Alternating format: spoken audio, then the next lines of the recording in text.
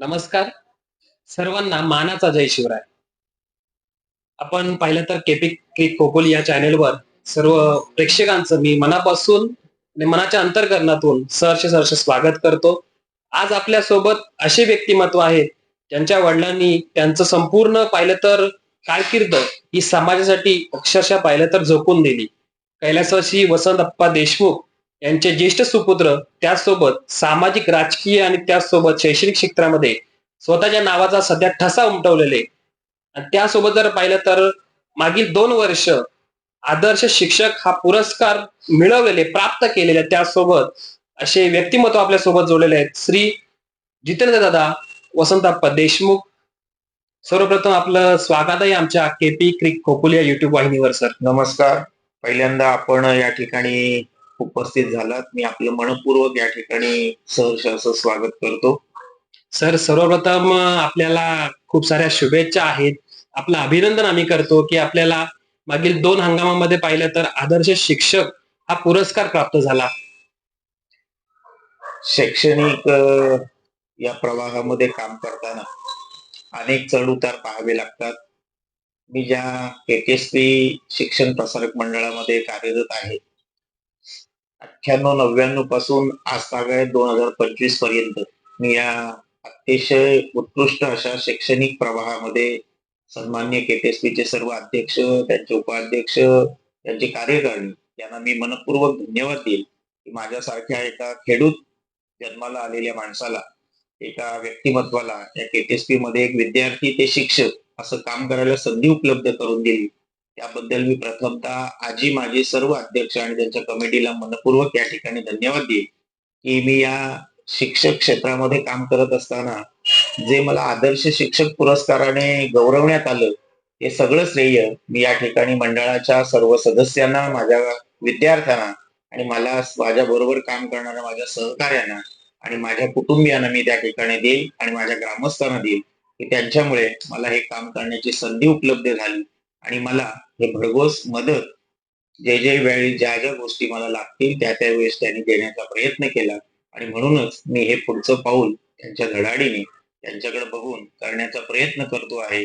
निश्चित माझा विद्यार्थी हा केंद्रबिंदू मानून मी त्या ठिकाणी सदैव त्यांच्यासाठी काम करण्याचा प्रयत्न करेल, असंच या प्रसंगी मी आपल्या चॅनेलला मुलाखत देताना सांगेन. नक्कीच पहा, सुरुवात सरांनी खूप चांगल्या रीतीने केली की त्यांना जो पुरस्कार मिळाला त्या पुरस्काराच्या श्रेय त्यांनी स्वतः न घेता संपूर्ण त्यांच्या पाहिलं तर सभोवताली असलेला, म्हणजे त्यामध्ये त्यांचा शिक्षक वर्ग आहे, त्यासोबत पाहिलं तर त्यांच्या जे संपूर्ण मंडळाचे अध्यक्ष, सचिव, जे कोणी त्यांचे स्नेह आहेत त्यांना, त्यासोबत कुटुंबाला त्याचं श्रेय दिलेलं आहे. सर, सर्वप्रथम आपण ही मुलाखत चालू करण्यापूर्वी सर्व प्रेक्षकांना आपल्या कौटुंबिक माहितीची नक्कीच एक उलगडणा करून देऊयात. खालापूर तालुक्यातील एक निसर्गरम्य अशा असलेल्या आडोशी गावात माझा जन्म झाला. 1973 मध्ये 7/7/1973 ही माझी जन्मतारीख आहे आणि अतिशय दुर्गम असलेल्या निसर्गरम्य वातावरणामध्ये असलेल्या एका खेडेगावामध्ये माझा जन्म झाला. तसं माझी पार्श्वभूमी ही कौटुंबिक विचार करता शेतीप्रधान कुटुंबामध्ये माझा जन्म आहे.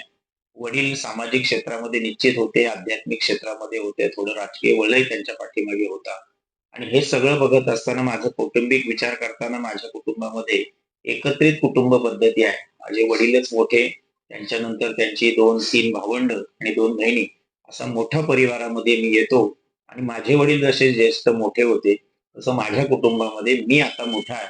त्यामुळे माझ्या जबाबदाऱ्यांमध्ये देखील निश्चित वाढ झाली. बालपणाविषयी आपण बोललात की एका खेडेगावामध्ये आज ज्या सुखसुविधा आहेत त्या सुखसुविधा 80च्या कालखंडामध्ये नव्हत्या. जो आज इंडस्ट्री एरिया आपल्याला दिसतोय टाकळी ते आडोशी या गावापर्यंत, तो त्यावेळेस नव्हता. आम्ही त्यावेळेस मग रोहिदास पाटील असेल किंवा समीर देशमुख असेल, त्यानंतर प्रदीप आहे, राहुल आहे, संतोष आहे, आम्ही अशी 10-12 विद्यार्थी, सह्याद्री विद्यालय आम्हाला एकमेव त्यावेळेस शाळा होती आणि मग सगळे आम्ही ग्रामीण भागातून येणारे विद्यार्थी, पंचक्रोशीतील आणि 36 विभागातनं हे सगळे विद्यार्थी सह्याद्री विद्यालय एकमेव आम्हाला शाळा होती आणि आम्ही खेडेगावातून येत असल्यामुळे या सुविधा आम्हाला नव्हत्या. प्राप्त परिस्थितीमध्ये कसं शिकायचं हेच आम्हाला त्या ठिकाणी या परिस्थितीतून आम्हाला शिकवलं आणि शिकता शिकता आम्ही शिकलो. नक्कीच बघा, सरांनी शिक्षण पाहिलं तर सह्याद्री विद्यालय शिलफाडे इथून घेतलं. त्यानंतर सर तुमचा शिक्षणापासून ते शिक्षक हा पर्यंतचा प्रवास. त्यामध्ये तुम्ही संपूर्ण शिक्षण कोणत्या डिग्रीमध्ये घेतलं सांगू शकता का? प्रथमतः मी आडोशी या गावातून 1ली ते 4थी हे झेडपीची जी शाळा होती, त्या शाळेमध्ये माझं प्राथमिक शिक्षण झालं.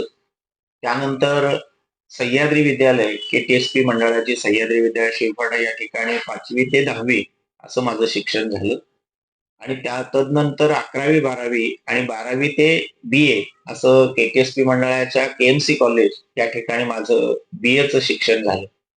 माझ्या कुटुंबियाचा विचार करताना वडील झेडपीची जी आडोशीची शाळा आहे, त्या शाळेमध्ये सभापती म्हणून कार्यरत होते आणि वडिलांना थोडं राजकीय वलय असल्या कारणाने मग गावातला सरपंच असेल किंवा तलाठी असेल, ग्रामसेवक असेल, शासकीय अधिकारी असतील, तर ते सातत्याने आमच्या कुटुंबाकडे येत होते आणि त्यामुळे येणारा अधिकारी, येणारा शिक्षक वर्ग हा त्याच्या समस्या घेऊन येत होता आणि कळत नकळत या गोष्टी मलाही शिकायला मिळाल्या, ऐकायला मिळाल्या आणि मग माझा ओढा कंपनीमध्ये न जाता थोडासा या शिक्षकी पेशाकडे वळण्याचा माझा मानस तेव्हापासून सुरू झाला आणि या सगळ्या प्रक्रियेमध्ये मी माझं बाळपण हे शिक्षणाबरोबरच शेती, माझा कौटुंबिक असलेला जो पारंपरिक व्यवसाय आहे किराणा मालाचं दुकान, त्याच्यामध्ये मध्येही मी आनंद उपभोगत होतो.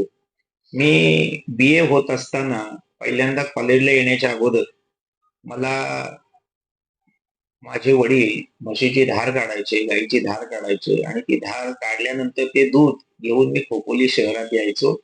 कॉलेज माझं 8 वाजता असायचं. सकाळी मग ते दूध मी द्यायचो. त्यानंतर कॉलेज करायचो. जाताना माझ्याकडे एक टू व्हीलर त्या काळखंड स्कूटर होती बजाजची. मग जाताना दुकानाचं सामान घेऊन मी जायचो. त्यानंतर मग दुकानामध्ये बसून मी बी-एचा अभ्यास केला आणि असं कळत नकळत माझ्या शिक्षणाला सुरुवात झाली. बघा आदर्श शिक्षक होईपर्यंतचा प्रवास हा पाहिला तर देशमुख सरांचा काही सोपा नव्हता. त्यासाठी त्यांनी काय काय खडतर परिश्रम घेतले. त्यांच्या सभोवताली पाहिलं तर जेवढे काही राजकीय, शैक्षणिक व्यक्तिमत्व त्यांच्यापाशी येत होते, त्यांच्या घरामध्ये येत होते, त्यांच्या वडिलांची भेट देत होते, त्याच्यापासूनच ते जरा प्रेरित झाले आणि आज पहिलं तर आदर्श शिक्षक पर्यंत ते जाऊन पोहोचलेत. सर आपण आज पाहिलं तर अनेक विद्यार्थी त्या विद्यार्थीगणांचे तुम्ही आदर्श शिक्षक आता आहात. त्यासोबत आवडते शिक्षक असतील, तर तुमचे आवडते शिक्षक त्या टायमाचे ते कोण होते? प्रथमतः मला सांगायला आनंद वाटतो, की त्यावेळेस माझे आदर्श शिक्षक म्हणून त्यांना सुंदर असं बोलता येत होतं, अँकरिंग करता येत होते ते घोडके सर. दुसरं म्हणजे देशमुख मराठा समाजाचे अध्यक्ष आणि व्हीडीएम स्कूलचे संस्थापक अध्यक्ष उल्हासराव देशमुख यांचं वक्तृत्व बघून मी त्यांच्या कार्यक्रमामध्ये जायचो आणि मलाही असं वाटलं लागायचं, की आपल्याला पण असं कधी बोलता येईल का? तसा जर माझा विचार वैयक्तिकरित्या आपण केला, तर मी फार तसा अबोल होतो. मी फार बोलायचो नाही आणि थोडक्यात सांगायचं तर विद्यार्थी म्हणून माझी गणना असायची. एक 5व्या-6व्या बेंचवर मी बसणारा विद्यार्थी. माझा बाळमित्र धर्मेंद्र म्हात्रे याच्याबरोबर 5वी ते बी-ए, बी-ए ते एम-ए असा आमचा प्रवास झाला. आणि या सगळ्या गोष्टीमध्ये भुरके सर असतील, उल्हासभाऊ देशमुख असतील, त्यानंतर पी-बी शिंदे सर असतील, काकडे सर असतील, सगळगे सर असतील, पद्माकर गायकवाड सर असतील, पेंढारी सर असतील. मग हे प्रत्येक हे जी व्यक्तिमत्व होती, ही आपापल्या क्षेत्रामध्ये मग क्रीडा क्षेत्रात होती. कोण इंग्रजीचे अध्यापन होते, कोण विज्ञानाचं होतं, दीक्षित मॅडम असतील. या साऱ्या मंडळीकडे बघून मला त्या ठिकाणी प्रेरणा मिळाली आणि खऱ्या अर्थाने माझे ते आयडॉल ठरले. मलाही असं वाटायला लागलं, की आपल्याला सुद्धा स्टेज डेअरिंग जी आहे ती आली पाहिजे आणि कळत नकळत या सगळ्या गोष्टी मी स्वीकारल्या. माझ्यामध्ये काही बदल घडवले आणि खऱ्या अर्थाने व्यासपीठासमोर कसं बोलायचं, कसं उभं राहायचं याचं बाळकडू मला त्या कार्यक्रमातून बघायला मिळालं. दुसरं, की काही वेळा आध्यात्मिक क्षेत्रामध्ये काम करत असताना माईक ते आपण वक्ता. मला असं वाटतंय वक्ता होणं सोपं आहे, पण श्रोता होणं अत्यंत महत्वाचं आहे आणि म्हणून अनेक धार्मिक कार्यामध्ये मी श्रोत्याच्या भूमिकेमध्ये असतो. मी ऐकायला शिकतो आणि ऐकल्यानंतर त्याचा विचार करतो आणि विचार केल्यानंतर बोलतो आणि करता करता या सगळ्या गोष्टीपर्यंत मी आज 10-20 वर्षाचा कालखंड झाला. अनेक क्षेत्रामध्ये सूत्रसंचालनाचं काम करतो. त्यासाठी या सगळ्या मान्यवरांचं, माझ्या सहकारी शिक्षकांचं मला त्या ठिकाणी भरीव असं योगदान आणि सहकार्य असतं. नक्कीच बघा आज आपले आवडते सर देशमुख सर आहेत, परंतु त्यांचे सुद्धा आवडते सर घोडके सर आहेत. त्यासोबत बऱ्याच शिक्षक वर्गाची त्यांनी नावं घेतली. सर हे आपण पाहिलं तर तुमच्या शिक्षक वर्गाचा आपण विचार केला. त्याचसोबत जर पाहिलं तर शिक्षक हा पेशा असा आहे, की तो नवनवीन तरुणांना घडवण्याचं काम करतो. जसं आपण पाहिलं तर आज समाजामध्ये कंपन्या, तिथून कंपन्यांमध्ये बरेचसे लोकं रोजगार मिळवतात. तसंच शिक्षक हा पेशा असा आहे, की तो कंपनीसारखंच काम करतो. नवनवीन तरुणांना घडवण्याचं काम करतो. काय म्हणाल शिक्षकी पेशाबद्दल? प्रथमतः आपण जो प्रश्न उपस्थित केला, कारखानदारी हा भाग वेगळा आहे. कारखान्यामध्ये काम करणारा इंजिनियर आहे, कुशल कामगार आणि अकुशल कामगार असे 2 कामगारांचे वर्ग पडतात. आणि जो कुशल कामगार आहे, मग तो इंजिनियर असेल, एखादा मशीन चालवायची कशी त्याचं त्याने प्रशिक्षण घेतलेलं असतं. पण इंजिनियर प्रशिक्षक जरी असेल, तरी तो लोखंडी यंत्राशी खेळत असतो. आम्ही ज्या शिक्षकी पेशामध्ये काम करतो आहोत 20-25 वर्षापासून, इथे चालत्या बोलत्या माणसाशी आमचा संपर्क असतो. त्याच्या भाव, भावना, त्याचा स्पर्श, त्याच्या भूमिका, त्याच्या मनात आलेले विचार या साऱ्यांचा आम्हाला मानसिकदृष्ट्या विचार करून त्याच्याशी अध्ययन-अध्यापन करताना या साऱ्या गोष्टी विचारात घ्याव्या लागतात.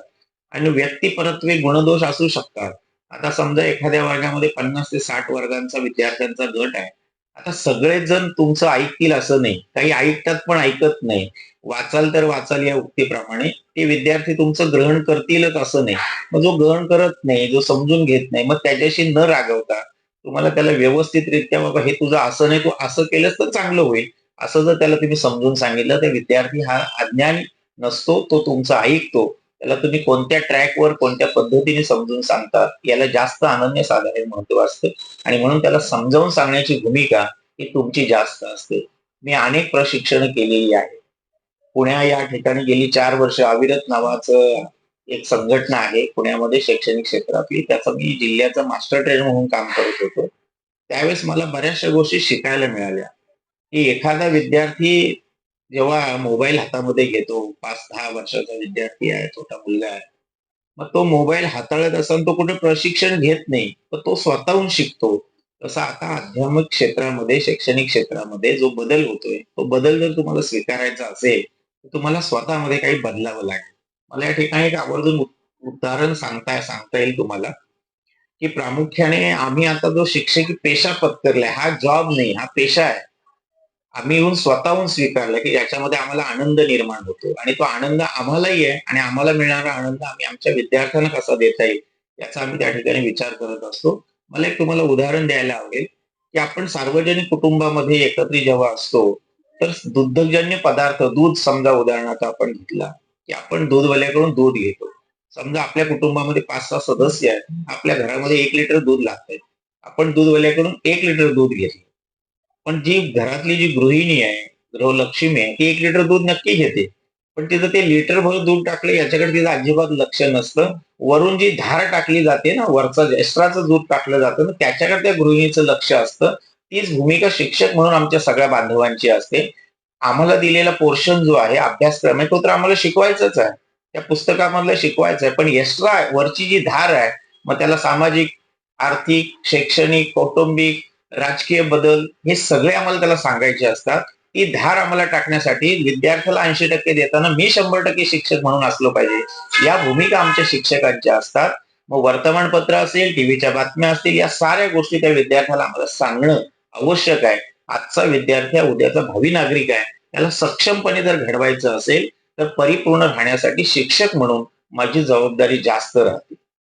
नक्कीच बघा सरांनी किती सर्वांना पाहिलं तर एकदम स्पष्टपणे सांगितलं आणि उलगडून सांगितलं, की शिक्षक म्हणून त्यांचं नक्की काम काय आहे? विद्यार्थ्यांना कशाप्रकारे त्यांना घडवायचंय हे त्यांनी संपूर्णपणे सांगितलं. सर तुम्ही आता सध्या जनता विद्यालयामध्ये शिक्षक म्हणून काम पाहताय. तुमच्याकडे नक्की तिथे हुद्दा कोणता आहे? आणि त्यासोबत तुम्ही कोणते विषय तिथे जनतामध्ये शिकवता? प्रथमतः खालापूर तालुका शिक्षण प्रसारक मंडळामध्ये मी 98-99 ला खऱ्या अर्थाने रुजू झालो. माझी खऱ्या अर्थाने शासकीय मान्यता 2005 ला आली आणि तेव्हापासून मी या प्रवाहामध्ये, शैक्षणिक प्रवाहामध्ये स्वतःला झोकून देऊन काम करण्याचा प्रयत्न केला. मी हे काम करत असताना माझ्या समोर जे शिक्षक होते, ज्यांनी मला शिकवलं, त्यांचा वेळ प्रसंगी मी मारही खाल्ला असेल. त्या शिक्षकांबरोबर मला काम करण्याची संधी मिळाली, हे मी खरं माझं परम भाग्य समजतो.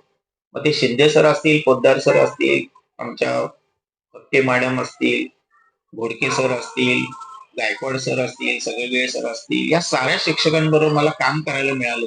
याचा मला मनस्वी आनंद आहे, की ज्यांच्याबरोबर आपण शिकलो, ज्यांनी मला शिकवलं, त्यांच्याबरोबर मला काम करण्याची केटीसी मंडळाच्या सदस्यांनी संधी दिली. त्याबद्दल मी त्यांचा ऋणी नक्कीच राहील. मग त्यावेळेस मसुरकर साहेब असतील, उल्हासराव देशमुख असतील, बेलसरे साहेब असतील, ही सारी मंडळी आणि आता जे संतोषभाई जंगम असतील, किशोरभाई असतील, अबुकर जळगावकर साहेब असतील, गुरव साहेब असतील, या सर्व मान्यवरांनी मला ही जी संधी दिली त्याच्यातून मला भरपूर काही शिकायला मिळालं. नंबर एक. त्यानंतर या सगळ्या गोष्टीचा विचार करत असताना मी माझ्या शिक्षक पेशामध्ये आल्यानंतर मला माझ्या शिक्षकांनी देखील भरपूर मदत केलेली आहे. त्याबरोबरीने मी जनता विद्यालयामध्ये 98-99 ला लागलो. त्यानंतर काही शासकीय अडचणी किंवा प्रमोशन झाल्यामुळे मला त्या ठिकाणी परमनंट होता आलं नाही. त्यानंतर माझी बदली सह्याद्री विद्यालयामध्ये 2001-2002 पर्यंत झाली. त्यानंतर मी पातळगंगा विद्यालय होणार हे नव्यानेच त्या ठिकाणी स्थापन होती. त्यानंतर मी तिथे 2003-4 या ठिकाणी काम केलं. 5-6 ला माझी पुन्हा एकदा बदली संस्थेने या ठिकाणी छत्रपती शिवाजी महाराज देवनावा या ठिकाणी माझी बदली झाली 2007 ला. 2007-8 ला मी पुन्हा एकदा जनता विद्यालयामध्ये आलो. ते आज ताब्यात मी जनता विद्यालयामध्ये आहे. आता मला या जनता विद्यालयात काम करताना ही अत्यंत मोठी शाळा आहे आणि शहरी भागातली शाळा आहे. त्याच्यामुळे इथे येणारा विद्यार्थ्यांचा जो गट आहे तो अत्यंत हुशार, चाणाक्ष आणि शिक्षकाची वेळ प्रसंगी परीक्षा घेणारा असा विद्यार्थी गट आहे. त्याच्यामुळे या विद्यार्थ्यांना देताना मला 2 तास घरी आणि शाळेत जाताना, वर्गात जाताना सुद्धा अभ्यास करून जावं लागत होतं. कारण त्याचं असं आहे, की विद्यार्थी तुम्हाला काय प्रश्न विचारतील, त्या प्रश्नाचं तुम्हाला साधक-बाधक उत्तर देऊन त्यांना तुम्हाला बाहेर सांगायचं आहे, की हे उत्तर असं नाही असं आहे. जर तुम्हाला एखाद्या प्रश्नाचं उत्तर येत नसेल, तर तुम्ही सांगायचं का बाबा मला याचं उत्तर देता येत नाही. मी तुला उद्या जाऊन माझ्या सहकार्याने विचारतो आणि त्याचं उत्तर मी तुला देईल. कारण विद्यार्थी त्याला तुमच्याकडून काही अपेक्षा असतात. त्यामुळे त्याची अपेक्षा भंग होणार नाही. त्याला योग्य उत्तर मिळेपर्यंत तुम्हाला सातत्याने तो प्रश्न विचारत असतो आणि त्याला योग्य उत्तर मिळालं, की त्याच्या शंकेचं समाधान होतं. ते शिक्षक म्हणून आम्ही सारे शिक्षक त्या ठिकाणी आटोकाट प्रयत्न करतो, की माझ्या विद्यार्थी त्याच्या शंकेचं निरसन झालं पाहिजे आणि त्यासाठी आम्ही नेहमीच प्रयत्न करत असतो. नक्कीच त्याचसोबत सर तुम्ही पीटीचे शिक्षक म्हणून सुद्धा काम पाहिलंय. त्याबद्दल काय सांगाल? एक मजेशीर किस्सा कोणता तुम्हाला आठवतोय का? पीटीच्या जेव्हा तुम्ही एखादा क्लास घेतलाय त्या टायमाला तुम्हाला कोणता मजेदार किस्सा आठवतोय का? खऱ्या अर्थाने विचार करत असताना मी या केटीएसपी परिवारामध्ये आल्यानंतर माझं तर BA ला भूगोल मराठी असा विषय आहे.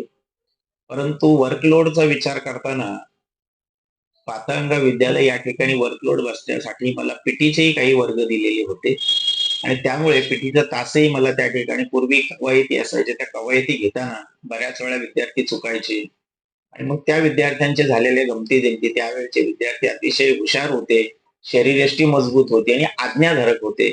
मला भूगोल, मराठी, काही प्रसंगी पीटी या विषयाचं मला अध्यापन करायची संधी त्यावेळेस मिळाली. अनेक आनंदाचे किस्से पण आहेत. आत्ताची जी काही त्यावेळचे जे विद्यार्थी होते आता उच्च विभूषित आहेत. खऱ्या अर्थाने मला त्याचा आनंद आहे किंवा आम्हा सर्व शिक्षकांना आनंद आहे, की माझा विद्यार्थी एका उच्च पदावर जेव्हा जातो, तेव्हा पालकांना जेवढा आनंद होतो, तेवढा शिक्षक म्हणून आम्हा सर्व शिक्षकांना आनंद होतो, की आम्हाला समाजामध्ये वावरताना आम्हाला आनंदाने सांगावं लागतं, हा चाललेला अधिकारी आहे, या पदावर बसलेला अधिकारी जो आहे, तो माझा विद्यार्थी आहे.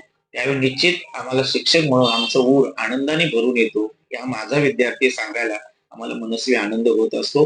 तीच खऱ्या अर्थाने आम्ही शिक्षक, विद्यार्थी जे घडवतो त्याची पोचपावती आहे असं म्हटलं तर त्यात वावगं होणार नाही. तर त्यासोबत आता अजून एक ह्यावरच आपण एक प्रश्न विचारू तुम्हाला, की असा एखादा विद्यार्थी आहे का तुमच्या लक्षामध्ये, की तो आज मोठा अधिकारी आहे, मोठ्या ठिकाणी हुद्द्यावर आहे किंवा एखादा स्पोर्ट्समॅन म्हणून आहे. एखादं नाव सांगितलं तरी चालेल आम्हाला. त्या काळखंडामध्ये मग तो आकाश देशमुख असेल किंवा आमचा आपल्यागावचे पाटील असतील, चिंचोलीचे काही पाटील कंपनी आमची होती. आज सर्वच क्षेत्रामध्ये आहेत. मग कोण क्रिकेट क्षेत्रामध्ये आहे, कोण कंपनीमध्ये मॅनेजर या पोस्टला आहे, कोण व्यवसायामध्ये आहे. अशा अनेक विद्यार्थी आहेत. आता एक दोघांची मला नावं सांगता येणार नाही. पण सगळेच त्यावेळेचे 2003-2004च्या कालखंडातले जे विद्यार्थी होते, ते त्या बॅचचे जे विद्यार्थी होते ते उच्च विभूषित तर आहेत, पण दुसरी गोष्ट की आजच्या तरुण पिढीला मला सांगावं लागेल, की नुसतं शिक्षण नाही तर संस्कार देखील आवश्यक आहेत आणि त्यावेळचे विद्यार्थी हे संस्कारक्षम होते. आत्ताचे विद्यार्थी आहेत, पण आत्ताच्या विद्यार्थ्यांना थोडासा राग पटकन येतो. त्याचं कारण असं आहे, की जे भ्रमणध्वनी आहे, मोबाईलचा जो वापर आहे, त्याचा अतिरेकी वापर आता होताना दिसतोय.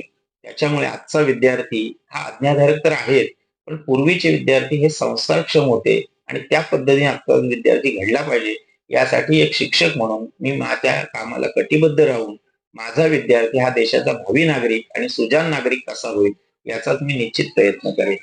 सर त्यासोबत तुमच्या मनाच्या अगदी जवळ असणारा माझा एक छोटासा प्रश्न असा आहे, कधी असा एखादा प्रसंग आला की तुमचे वडील म्हणजे स्वर्गीय कैलासवासी आपले आप्पा, त्यांनी तुम्हाला शाबासकीची थाप दिली आहे, असा कोणता एखादा प्रसंग तुम्हाला आठवतोय का? तो आमच्या प्रेक्षकांना तुम्ही नक्की सांगू शकता? मला निश्चित सांगायला आवडेल, की वैकुंठवासी हरिभक्त परायण वसंत भाऊराव देशमुख 2014-15 ची ती घटना असेल.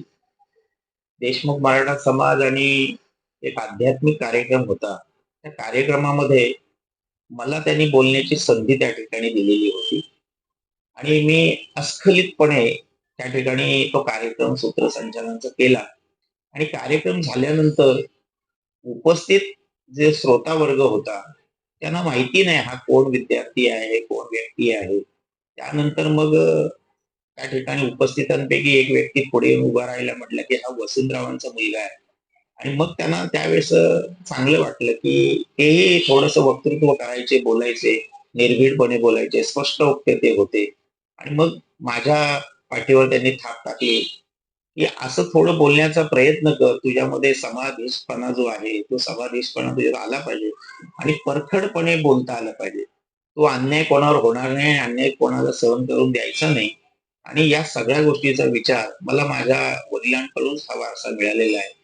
खऱ्या अर्थाने हे सगळं करत असताना त्यांना निश्चित आनंद तेव्हाही होता आणि आज जरी ते या जगात नसतील, तरी निश्चित जे तिकडे कुठे असतील, तिथं त्यांना निश्चित आनंद असेल, की माझ्या मुलाला आज हे खऱ्या अर्थाने तुमच्या चॅनलच्या माध्यमातून मला सांगायला आनंद होतो, की 2020-21 चा आणि 21-22 चा रायगड जिल्हा परिषदेचा आदर्श गुणवंत शिक्षक पुरस्कार मला त्यावेळेस मिळालेला होता. त्यावेळेस जिल्हा परिषद अध्यक्षा पारधी मॅडम होत्या.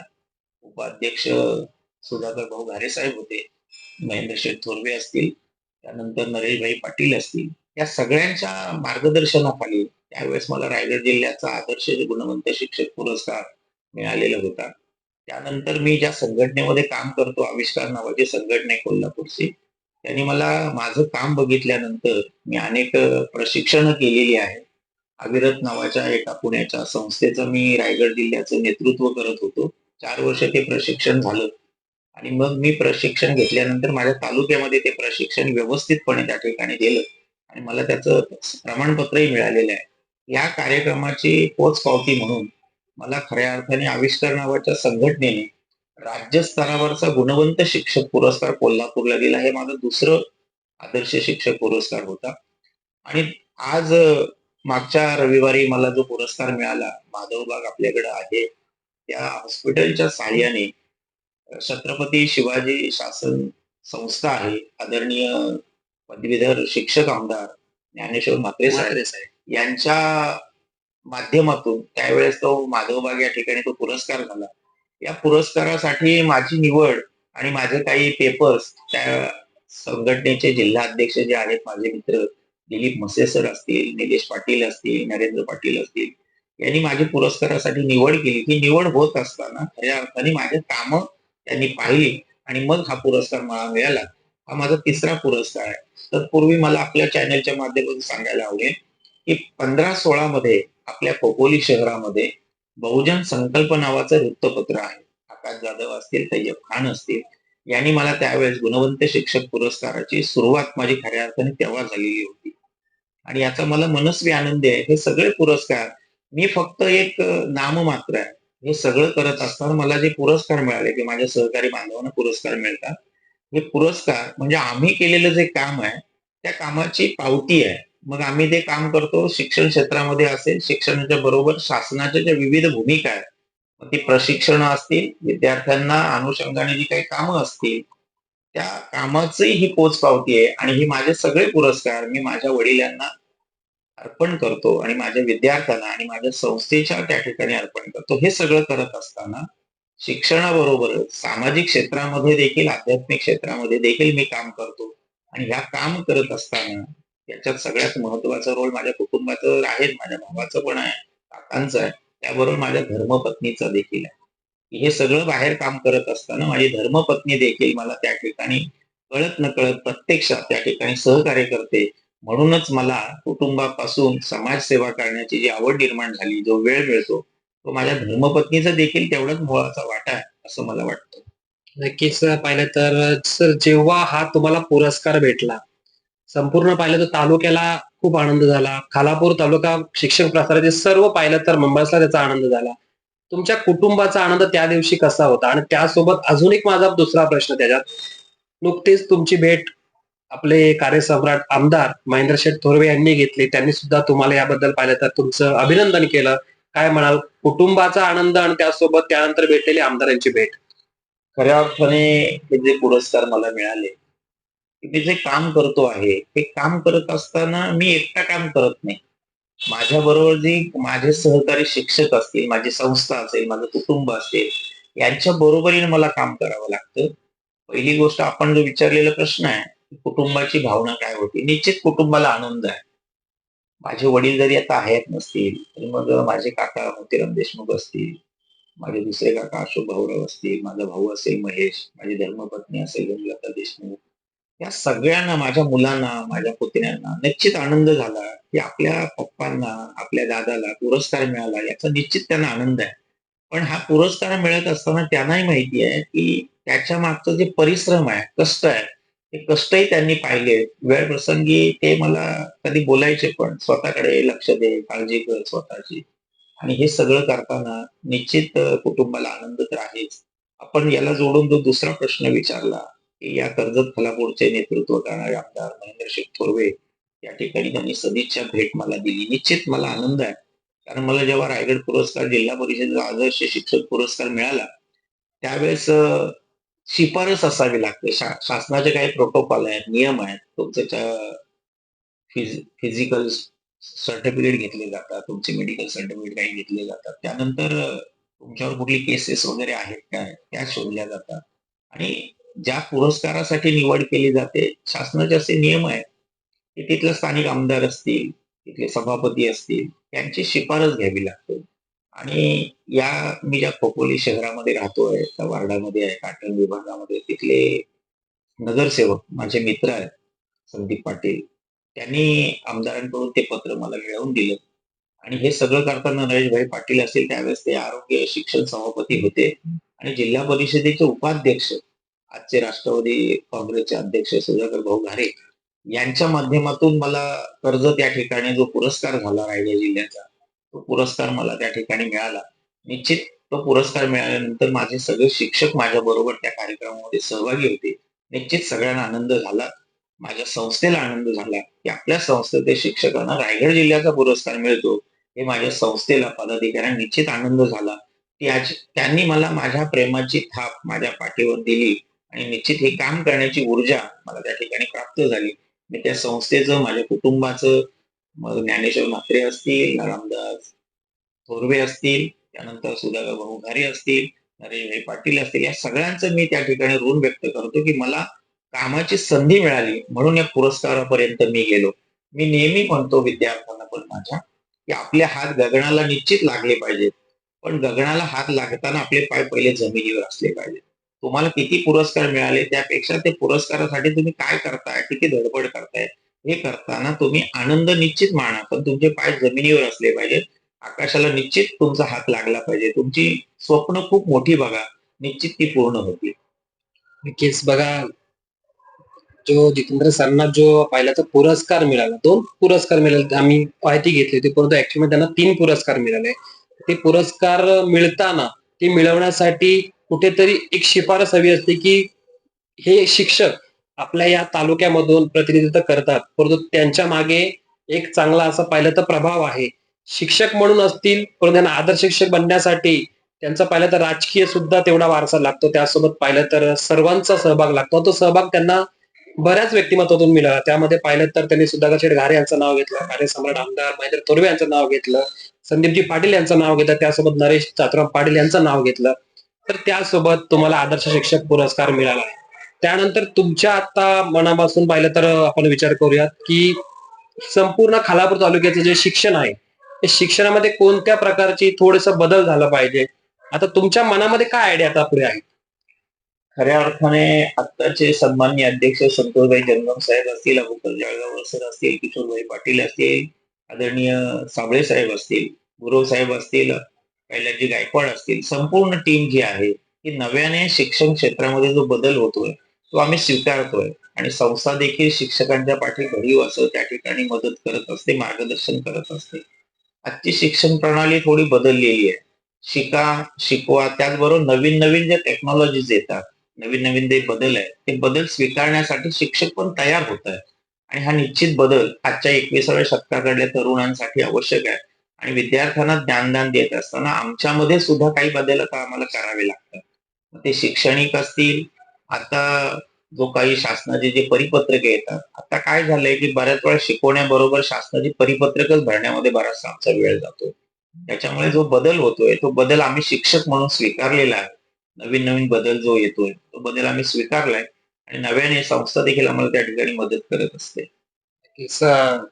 सरांनी इथे आपले जे के-टी-एस-पी मंडळाचे अध्यक्ष आहेत, संतोषभाई जंगम, त्यासोबत त्यांची संपूर्ण कमिटी आहे. कमिटीचा चांगला असा सहभाग त्यांना लाभतो.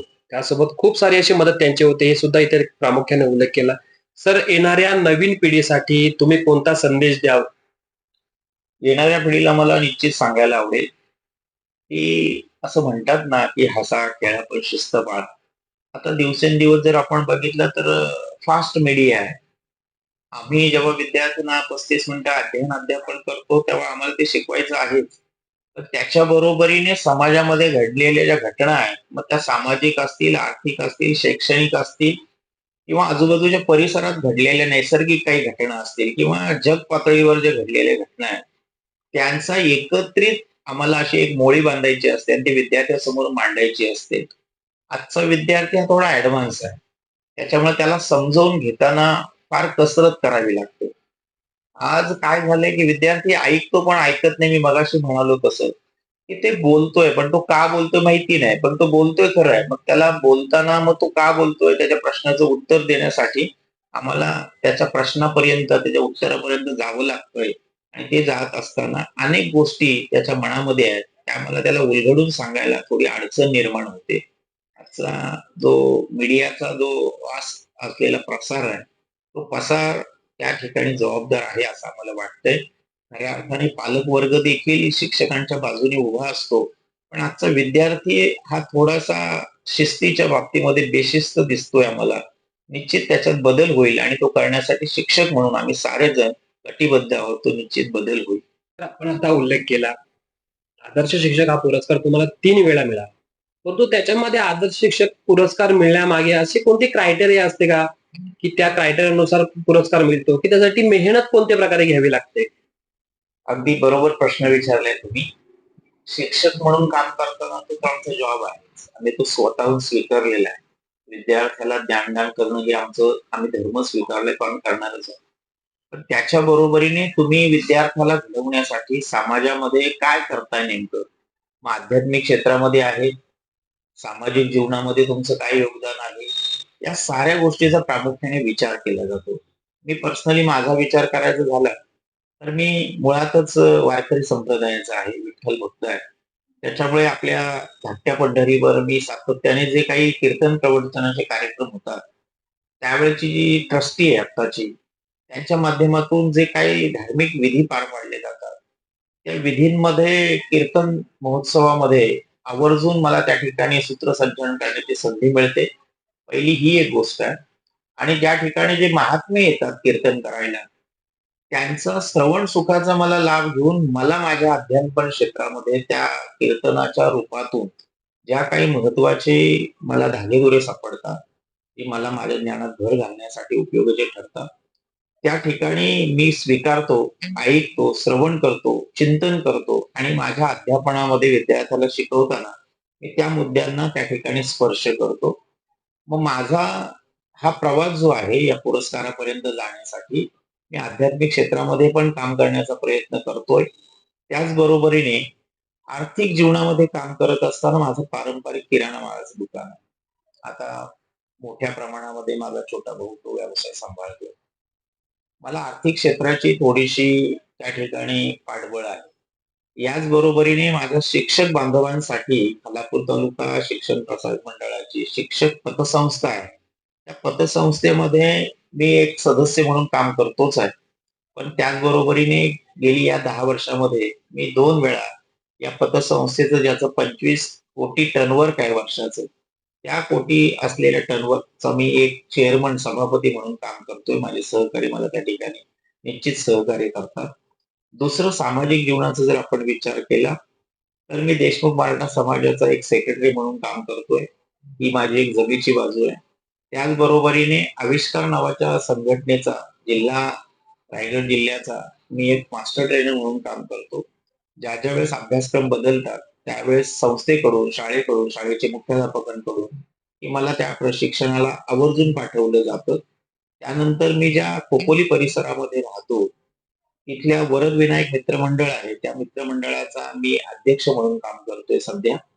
सामाजिक जीवनामध्ये ज्या वेळेस मग कोविडचा जो कालखंड होता, त्याच्यामध्ये देखील आम्ही प्रयत्न करतो. मला आवर्जून उल्लेख करावा लागेल, की मी आध्यात्मिक क्षेत्रात काम करत असताना या रायगड जिल्ह्याला एक वलय आहे आध्यात्मिक क्षेत्राचं.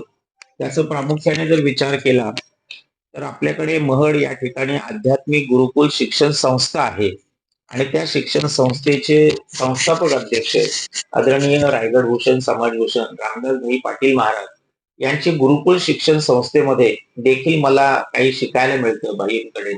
त्याचबरोबर माझे गुरुवर्य तानाजी महाराज कर्णू यांच्याकडून मला काही शिकायला मिळतं. त्याचबरोबरीने माझ्या वडिलांचे मावस बंधू आदरणीय हरिभक्त परायण यशवंत महाराज देशमुख यांच्याकडून मला त्या रामनवमीच्या कार्यक्रमाला अनेक वेळा मी जातो. तिथेही मी सूत्रसंचालन करतो. त्यामुळे सार्वजनिक जीवन जगत असताना शिक्षणाबरोबर आर्थिक, सामाजिक, आध्यात्मिक या साऱ्या वलयामध्ये मला वावरायला संधी मिळते आणि म्हणूनच या सगळ्या गोष्टीचा एकत्रित लेखाजोखा पाहिल्यानंतर की मला असं वाटतं की या पुरस्काराला मला त्या संघटनेने जो पुरस्कार दिला, शासकीय योजनेने मला पुरस्कार दिला, त्या पुरस्काराचा मी योग्यतेचा ठरलो, हे माझं मी खऱ्या अर्थाने परम भाग्य समजतो. नक्कीच म्हणजे पुरस्कार मिळाला म्हटल्यानंतर तुमच्या खांद्यावर तर जे अजूनही ओझं वाढलंय. शिक्षक म्हणून एक ओझं वाढलंय, की तुम्हाला अजूनही समाजामध्ये अजूनही तुम्हाला बरंच काही देणं जे आहे, तुमच्या माध्यमातून तुम्हाला अजून द्यावं लागेल. त्यासोबत तुम्ही आविष्कार फाउंडेशनचा जो उल्लेख केला, ते नक्की काय आहे? आविष्कार फाउंडेशन जी आहे ती कोल्हापूरचे संजय पाटील म्हणून यांची एक ती संघटना आहे, की जी संघटना सामाजिक जीवनामध्ये कार्य करते. पूरग्रस्तांचा प्रश्न असेल, अस्पृश्य ही समाज संघटना आहे किंवा खऱ्या अर्थाने जे गरीब लोक आहेत, झोपडीमध्ये राहतात, शिक्षणापासून जे वंचित आहेत, त्या वंचितांना मुख्य प्रवाहामध्ये शिक्षणाच्या आणलं गेलं पाहिजे. यासाठी आविष्कार नावाची संघटना कोल्हापूरची कार्यरत आहे आणि या कार्यरत असलेल्या संघटनेमध्ये विद्यार्थी, समाज जीवन या सगळ्या गोष्टीचा प्रामुख्याने विचार केला जातो आणि त्या संघटनेचा रायगड जिल्हा आणि खालापूर तालुक्याचा सेक्रेटरी म्हणून मी काम करतोय. ही एक माझी जमेची बाजू आहे. त्याच्यामुळे आपोआपच या सामाजिक क्षेत्रात काम करणारे, मग मी ज्या खोपोली शहरामध्ये राहतो तिथले सगळे नगरसेवक असतील, नगराध्यक्ष असतील, सामाजिक जीवनातले जे सामाजिक कार्य करणारी माणसं, कळत नकळत या लोकांचा संपर्क माझा येतो, माझ्या पत्रकार बंधूंचा माझा संपर्क येतो. त्यामुळे या साऱ्या श्रेयाला मी त्या सगळ्यांना माझं हे जे पारितोषिक मिळालंय, मला जो पुरस्कार मिळालाय, याला मी पुनश्च एकदा या सगळ्यांच्या चरणावर त्याला अर्पण करेल आणि निश्चित या पुरस्काराने माझी जबाबदारी वाढली याची भान मला निश्चित असेल आणि माझा विद्यार्थी हा सक्षम झाला पाहिजे, अष्टपैलू व्यक्तिमत्व माझा विद्यार्थी घडला पाहिजे, यासाठी मी निश्चित प्रयत्न करेल. पल्ला लांबचा आहे, परंतु तो जिंकल्याशिवाय आपणही शांत बसायचं नाही, एवढंच मला या निमित्ताने आपल्याला सांगायला आवडेल.